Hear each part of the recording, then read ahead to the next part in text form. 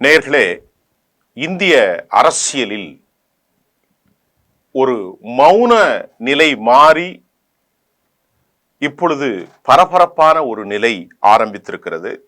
ராகுல் காந்தியினுடைய sting operation மூலமாக கடந்த சில வாரங்களுக்கு முன்பு பீகாரில் அவர்கள் நடாத்திய அல்லது கர்நாடகாவில் 40 பேர் கொண்ட குழு நடத்திய அந்த ஆபரேஷனில் எல்லா மாநிலங்களிலும் பெரிய அளவில் வாக்கு திருட்டு நடந்திருப்பதாக அவர் குறித்திருக்கிறார்.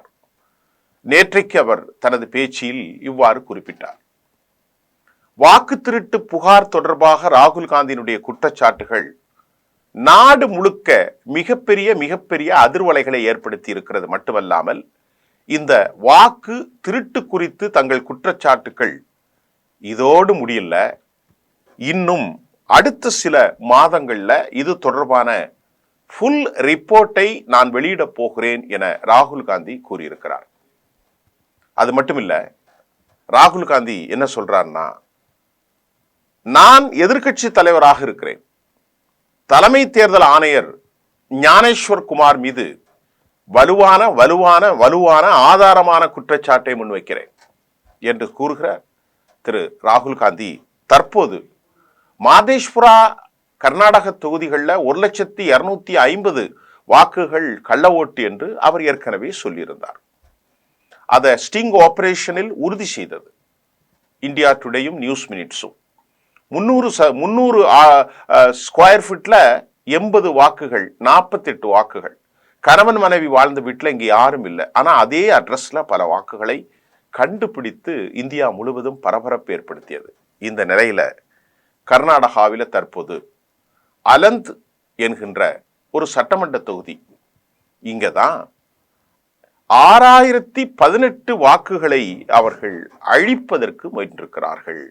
அவர்கள் என்றால் யார் என்று இல்லை, அவர்கள் 2023ஆம் ஆண்டு தேர்தலின் போது கர்நாடகாவில் இருக்கக்கூடிய அலந்த் சட்டமன்ற தொகுதியில் மொத்தம் எத்தனை வாக்குகள் அழிக்கப்பட்டது என்பது தெரியவில்லை என்றும் ராகுல் காந்தி தெளிவாக கூறுகிறார். 6018 விட இது அதிகமாகத்தான் இருக்கும் என்று கூறிய அவர் தற்போது இந்த ஆபரேஷன் டீம் 6018 வாக்குகளை அளிக்கும் போது ஒருவர் எதர்ச்சையாக பிடிபட்டுள்ளார் என பரபரப்பும் ஒரு அதிர்ச்சி தகவலையும் இப்பொழுது இந்த ஆபரேஷன் மூலம் வெளியாகிறது. கர்நாடகத்துல காங்கிரஸ் ஆட்சி அமைத்து கடந்த 18 மாதங்களில் 18 முறை இந்த குற்றச்சாட்டு தொடர்பாக மாநிலத்தினுடைய சிஐடி போலீஸ் தரப்பிலிருந்து தேர்தல் ஆணையத்திற்கு கடிதம் எழுதப்பட்டிருக்கிறது. ஐயா, இந்த மாதிரி படுமோசமான நிலை இருக்கிறதுன்னு நீதியை தரக்கூடிய எலெக்ஷன் கமிஷனுக்கு ரோட் த லெட்டர், கடிதாசி எழுதப்பட்டது. சிஐடி சொல்றாங்க இந்த மாதிரி இருக்கு அப்படின்னு சொல்லி. ஆனா இந்த வாக்கு திருட்டில் ஈடுபட்டவர்களை காப்பாற்றுவதற்கு தேர்தல் ஆணையாளர் ஞானேஸ்வர் குமார் நேரடியாக முயற்சி செய்கிறார் என இந்தியாவினுடைய உச்சபட்ச எதிர்கட்சி தலைவர், பிரதமருக்கு சமநிலை தலைவர் திரு ராகுல் காந்தி மிக கடுமையான குற்றச்சாட்டை வைத்திருக்கிறார். இதெல்லாம் அப்படி நாம தள்ளி போகவும் முடியாது, இது பொய் என்று சொல்லிவிடவும் முடியாது. அப்ப இதில் உண்மை இருக்கிறது என்று சொல்லவும் முடியாது. என்றால் இத ஒரு அட்டானமஸ் பாடியாக இருக்கும் தேர்தல் கமிஷன் ஏன் இவ்வளவு கோபப்படணும்? அப்படி இருந்தா தேர்தல் கமிஷனுக்கு என்ன பிரச்சனை? கண்டிப்பா செய்யலாமே. தேர்தல் கமிஷன் பாரதிய ஜனதாவினுடைய ஸ்போக்ஸ் பர்சனாக பேச முயற்சிக்கிறார்கள் என்று எதிர்க்கட்சிகள் வைக்கின்ற அந்த செயலில் உண்மை இருக்கும் என்று நம்புவதற்கும் வழி இருப்பதாக அரசியல் விமர்சகர்கள் தேசம் முழுவதும் தன் கருத்தை பதிவு செய்கிறார்கள். இதுக்கிடையில இந்திய நாட்டில் தேர்தல்களில் மாநிலம் முழுவதும், நாடு முழுவதும் வாக்கு திருட்டுகள் நடப்பதாக கடந்த சில வாரங்களுக்கு முன்பு ராகுல் காந்தி ஒரு பெரிய குற்றச்சாட்டை மட்டுமில்ல 1.5 மணி நேரம் வீடியோ காணொலி வெளியிட்டார். இது நாடு முழுக்க பெரும் அதிர்வலைகளை ஏற்படுத்தியிருந்தது.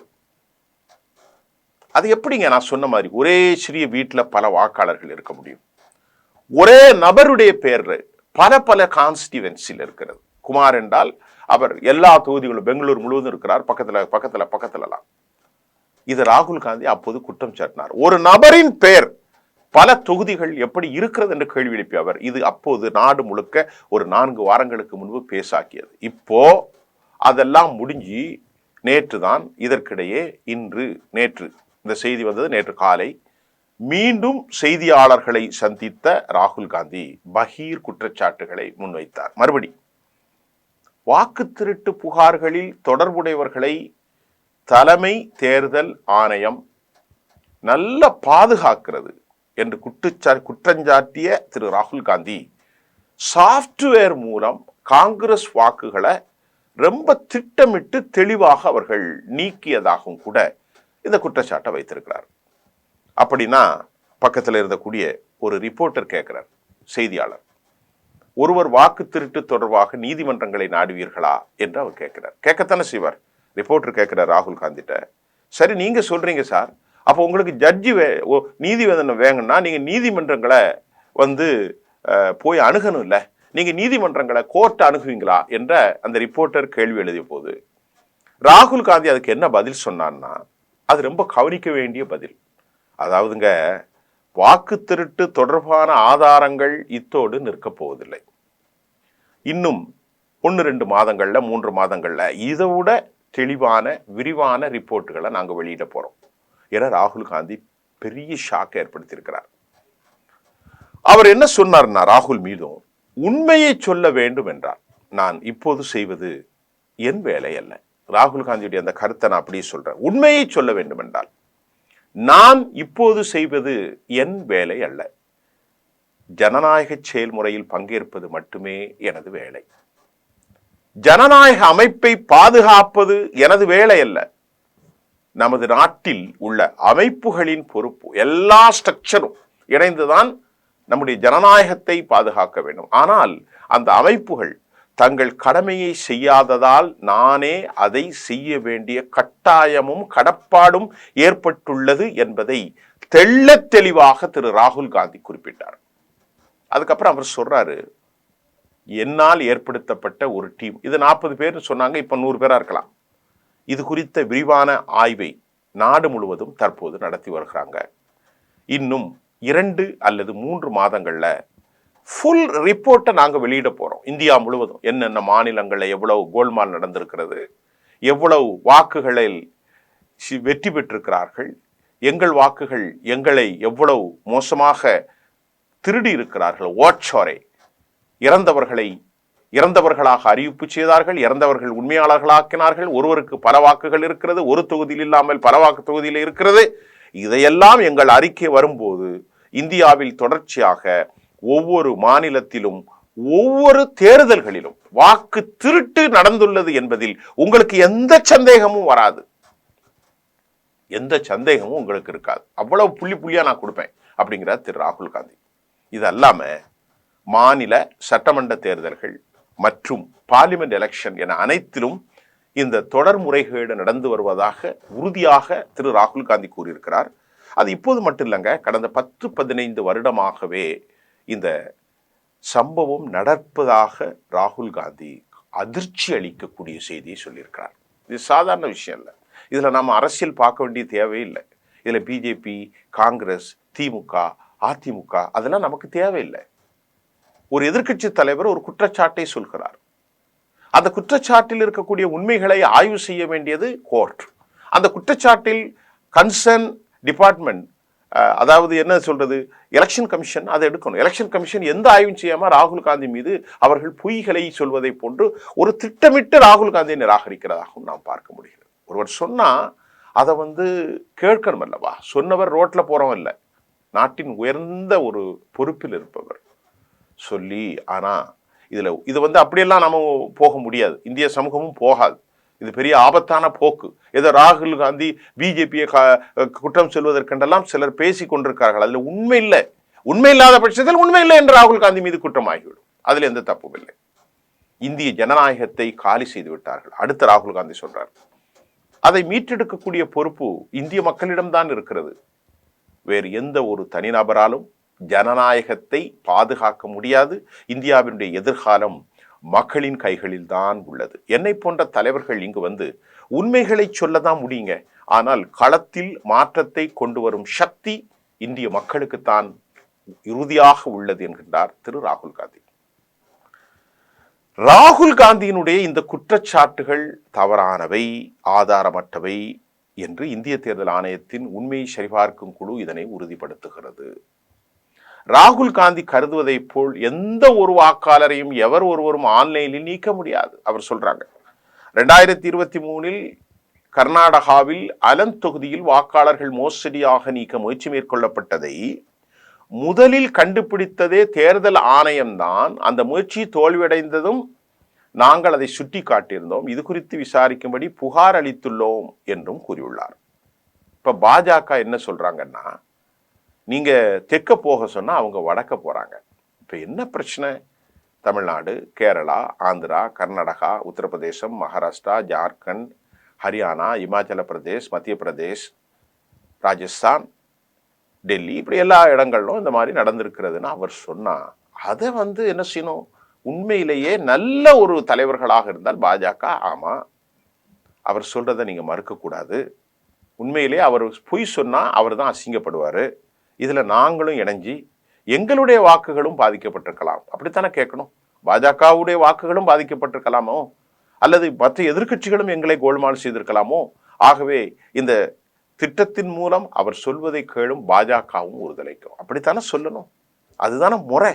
ஆனா பாஜக என்ன சொல்றாங்கன்னா, வங்கதேசத்தில் இருந்து இந்தியாவுக்குள் ஊடுருவர்களை இன்ஃபில்ட்ரேஷன் பாதுகாக்கும் நோக்கில் தான் அந்த வாக்கு திருட்டுன்னு கதையை ராகுல் காந்தி பரப்புவதாக மத்திய உள்துறை அமைச்சர் அமித்ஷா அவர்கள் குற்றம் சாட்டினார். எவ்வளவு அருமையான கருத்து பாருங்க. நீ சென்னையிலிருந்து கர்நாடகாவுக்கு புறப்பட்டு போனா அவர் உசிலம்பட்டிக்கு புறப்பட்டு போறாரு. ஏன்பா கர்நாடகா பெங்களூர்ல போய் உனக்கு வேலையை முடிக்குன்னு சொன்னா நீ சம்மந்தம் இல்லாம கன்னியாகுமரிக்கு போறியன்னு கேட்டா, இல்ல அங்கதானே போக சொன்னாங்க அப்படின்னு திசை திருப்பும் வேலை. பயணத்தினுடைய இலக்கு ஒரு பக்கம், பயணத்தினுடைய நோக்கம் ஒரு பக்கம். இங்க என்ன கேள்வி என்றால், இந்தியாவிலிருந்து ஊடுருவியர்களுக்கு இந்திய நாட்டில் எந்த அனுமதியும் கொடுக்க கூடாது, அதுதான் நம்முடைய பார்வை. அது பங்களாதேஷா இருந்தாலும் பாகிஸ்தானா இருந்தாலும் இலங்கையாக இருந்தாலும் சரி, சட்டப்படியான பிரணனை கொடுப்பது நாம் ஏற்றுக்கொள்கிறோம். ஆனால் கள்ளத்தனமாக ஊழியர்களுக்கு இந்தியாவில் எந்த விதமான அனுமதியும் அளிக்க கூடாது என்பதில் உறுதியான கருத்து உண்டு. ஆனால் இப்பொழுது ராகுல் காந்தி சொல்வது அதல்ல, பங்களாதேஷ் ஊடுருக்கார்கள் அல்ல, இந்தியா முழுவதும் கர்நாடகா, தமிழ்நாடு, கேரளா எல்லா இடத்துலையும் சுட்டி காட்டினா அமித்ஷா என்ன சொல்றாரு? மத்திய அமைச்சர் அமித்ஷா இல்ல ஊடுருவக்காரர்களை ஆதரிக்கிறதுக்கு தான் இந்த விளம்பர போஸ்டர் என்று சொல்கிறார். அது மட்டும் இல்லாமல் கடும்போக்குமான தீவிர கருத்துக்களை வைக்கக்கூடிய பாஜகவினுடைய மூத்த தலைவர், வெறுப்பை தான் கக்குவார், அனுராக் தாக்கூர் அரசியலமைப்பு நிறுவனங்களின் மீது ராகுல் காந்தி தொடர்ந்து குற்றச்சாட்டுகளை முன்வைப்பது அவருக்கும் காங்கிரஸ் கட்சிக்கும் ஜனநாயகத்தின் மீது நம்பிக்கை இல்லை என்பதை காட்டுவதாக சொன்னார். இந்த அனுராக் தாக்கூர் யாருன்னு சொல்லட்டா, டெல்லியில கலவரத்தை உருவாக்குறதுக்கு காரணமானவர் தான் இந்த அனுராக் தாக்கூர். உள்துறையுடைய ஒரு அடுத்த மினிஸ்டரா இருந்தார். ரொம்ப மோசமான ஆள், வாயை தொடர்ந்தா பர்வேஷ் சர்மா, அனுராக் தாக்கூர் இவர்கள்லாம் டெல்லி கலவரத்தை காரணக்கர்த்தா அவர் தான் சொல்றார். இப்படி ராகுல் காந்திக்கு நம்பிக்கை இருக்கு. நான் ராகுல் காந்திக்கெல்லாம் சப்போர்ட் பண்ணி பேசணுங்கிற தேவையில்லை. ஊடுருவக்காரர்களுக்கே முதல் முன்னுரிமை என்பதே ராகுல் காந்தியின் திட்டமாக தெரிகிறது. இவங்க சொல்றாங்க, சட்டவிரோத வாக்காளர்களை பாதுகாப்பு என்ற காங்கிரசின் திட்டத்தை அனுமதித்தால் SC/ST OBC மக்கள் நலன்கள் மிகவும் பாதிக்கப்படும் என தெரிவித்துள்ளார். அப்படியே உல்டா பண்ணிட்டாங்க. இதற்கிடையிலே காங்கிரஸ் கட்சியினுடைய தலைவர் மல்லிகார்ஜுன கர்கே கர்நாடகாவின் அலந்த் தொகுதியில் நடைபெற்ற இந்த மோசடியாக வாக்காளர்கள் நீக்கத்தில் ஈடுபட்டவர்களை தேர்தல் ஆணையம் அரண் போல் பாதுகாக்கிறது என எக்ஸ்தலத்தில் பதிவு செய்து வெகுண்டெழுதார். தேர்தல் ஆணையம் வாக்கு திருட்டு எந்திரம் போல் செயல்படுகிறது என்றும் அவர் குற்றம் சாட்டியிருக்கிறார். காங்கிரசுடைய பொதுச் செயலாளர் பிரியங்கா காந்தி அளித்த நேர்காணலில் இந்த நன்கு திட்டமிட்ட முயற்சிங்க, இதுல தேர்தல் ஆணையம் ஈடுபட்டிருப்பது தெல்ல தெளிவாக அமைந்திருக்கிறதுங்க, இந்த திருட்டை ராகுல் காந்தி ஆதாரங்களோடு அம்பலப்படுத்தி இருக்கிறார் என்கின்றார் பிரியங்கா காந்தி. கர்நாடக சட்டப்பேரவை தொகுதியை முன்வைத்து ராகுல் காந்தி குற்றம் சாட்டியிருக்கிற நிலையில கர்நாடகத்தினுடைய முதல்வர் சித்தராமையா தேர்தல் ஆணையம் உடனடியாக தேர்தல் திருட்டு விவகாரத்தில் சம்பந்தப்பட்ட கம்ப்யூட்டர் IB விவகாரம், OTP விவரம் எல்லாவற்றையும் ராகுல் கூறியது போல ஒரு வாரத்துக்குள்ள கர்நாடகா CBCID ஒப்படைக்க வேண்டும். அவ்வாறு செய்ய தவறினால் அது வாக்கு திருட்டில் தேர்தல் ஆணையத்துக்கு தொடர்பு இருக்கிறது என்பது உறுதியாகிவிடும், உறுதி செய்யப்பட்டதாகிவிடும் என்று கூறியிருக்கிறார். இதெல்லாம் உண்மைதானே? இதெல்லாம் உண்மைதானே? கம்ப்யூட்டர் கொடுங்க, IBயை கொடுங்க, அவங்களுக்கு கேட்குற OTPயை கொடுங்க, எல்லாம் கொடுங்க, அவங்க செக் பண்ணிட்டு இதில் ஒன்றும் தப்பில்லையே. கர்நாடகா மக்களாட்சி மன்றம் நடக்கின்றது. அங்கே ஒரு இன்டெலிஜென்ஸ் இருக்கிறது, உளவுத்துறை அமைப்பு இருக்கிறது, சிஐடி போலீஸ் இருக்கிறார்கள். அவர்கள் அதை செக் பண்ணிட்டு இந்த சூழ்நிலையில் பாரதிய ஜனதா முன்வைக்கும் பிரதான கருத்து ராகுல் காந்தியின் முன்னெடுப்பு எல்லாம் குற்றஞ்சாட்டு அரசியல் தான், வேற ஒன்றும் இல்லை. நீ எதுக்கு எலெக்ஷன் கமிஷனுக்கு பாஜக சப்போர்ட் பண்ணுதுன்னு தெரியல. பாஜக எதுக்கு எலெக்ஷன் கமிஷன்? பாஜகவுக்கு இதுல சம்பந்தம் இல்லையா? இது சம்பந்தம் ஒரு எதிர்கட்சி, ஒரு அமைப்பு. எதுக்கு நீங்க எதற்கு முட்டு கொடுக்கணும்? ஞானேஸ்வர் குமார் எதுக்கு மோடிக்கும் அமித்ஷாவுக்கும் முட்டு கொடுக்கணும்? இது ரொம்ப கவனிங்க, ரொம்ப மோசமான நிலை. கடந்த சில நாட்களுக்கு முன்னர் முன்னாள் தலைமை தேர்தல் ஆணையர் எஸ்ஒய் குரேஷி அளித்த பேட்டியை நான் இங்க உங்களுக்கு சொல்றேன். ராகுல் காந்தியினுடைய குற்றச்சாட்டுகள் தொடர்பாக தேர்தல் ஆணையம் விசாரணைக்கு உத்தரவிட்டிருக்க வேண்டும், அதை விடுத்து அவரை சாடி என்னவாக போகிறது என்று குறிப்பிட்டார். இதுதான் எல்லாருடைய கேள்வியாகவும் இருக்கிறது. அதுதானே உண்மை. இவ்வளவு பெரிய குற்றச்சாட்டு நடந்திருக்கிறது, ஆதாரங்களோடு ஒருவர் சொல்றான்னா அதை விட்டு போட்டு ஞானேஸ்வரர் குமார் பாஜகவின் ஸ்போக்ஸ் பர்சனா பேசுறார். ராகுல் காந்திக்கு எந்த ஒரு பதிலும் இல்லை. அவர் தேச துரோகி, ஊடுருவக்காரர்கள் என அமித்ஷா பேசுகிறார். சம்பந்தமே இல்லை. அனுராக் தாகர் வெறுப்பை வைங்கவரும் ராகுல் காந்திக்கு எதிராக பேசுறார். முன்னாள் தேர்தல் ஆணையம் குரேஷி இதை நடவடிக்கை எடுக்க வேண்டும் என்று கேட்கிறார். ஆதாரப்பூர்வமாக நிரூபிக்கப்பட்டால் அபிடாவிட் தாக்கல் செய்யப்படும் என்று கேட்டு மடைமாற்றம் செய்கிறார்கள். ஒன்று நாம் சொல்கிறோம், இந்த செய்தியில ஒரு பத்திரிகையாளனாக இந்தியாவினுடைய சாவரின், இந்தியாவுடைய ஜனநாயகம் எங்கே போகிறது? அவர் கேட்கின்ற கேள்வியில் உண்மை இருக்கின்றது. அவர் சொல்வதெல்லாம் உண்மை என்று நாம் சொல்லவில்லை. ஆனாலும் இந்தியாவின் எதிர்க்கட்சிகள் பிரதமருக்கு சமமான ஒருவர் வைக்கப்படுகிற கோரிக்கையை பரிசீலிப்பதை விட்டுவிட்டு அவனை கேலி செய்வது, பரிகாசிப்பது எந்த விதத்திலும் உதவிடாது என்பதுதான் உண்மை. காலம் இப்படியே சென்று கொண்டிருக்காது. அதற்கான முடிவுகள் நீதியின் பக்கம் இருக்க வேண்டும். அது யார் வேண்டாலும் வெற்றி பெறலாம். வெற்றியை தொடர்ந்து மறுபடியும் பாஜகவை சுவைக்கலாம், தப்பில்லை. அது மக்களின் பிரணனையாக, மேண்டேட்டாக இருக்கலாம். மீண்டும் இந்தியா கூட்டணி வெற்றி பெறலாம், அதுவும் மக்களின் மேண்டேட்டாக இருக்கலாம். ஆனால் மோசடி, ஃப்ராட்லண்ட் ஒருபோதும் இந்திய சமூகம் அனுமதிக்காது. ஏற்கனவே இவிஎம்ல பெரும் மோசடி நடந்து சொன்னார்கள். தற்போது அதை இப்படி ஒரு டேம்பரிங் என்று சொல்லப்பட்டது, இப்பொழுது மேனிபுலேஷன் என்ற செய்தி இந்தியா முழுவதும் பெரும் பரபரப்பை ஏற்படுத்தி இருக்கிறது. இதன் தொடர்ச்சியாக அடுத்த 2-3 மாதங்களில் எங்க கோர் டீம் கொடுக்கும்போது இந்தியா முழுவதும் பரபரப்பாகும் என பரபரப்பான கருத்தை சொல்லி அதிர்ச்சி அடைய செய்திருக்கிறார் என்பதுதான் இந்த செய்தியாக இருக்கிறது. நன்றி.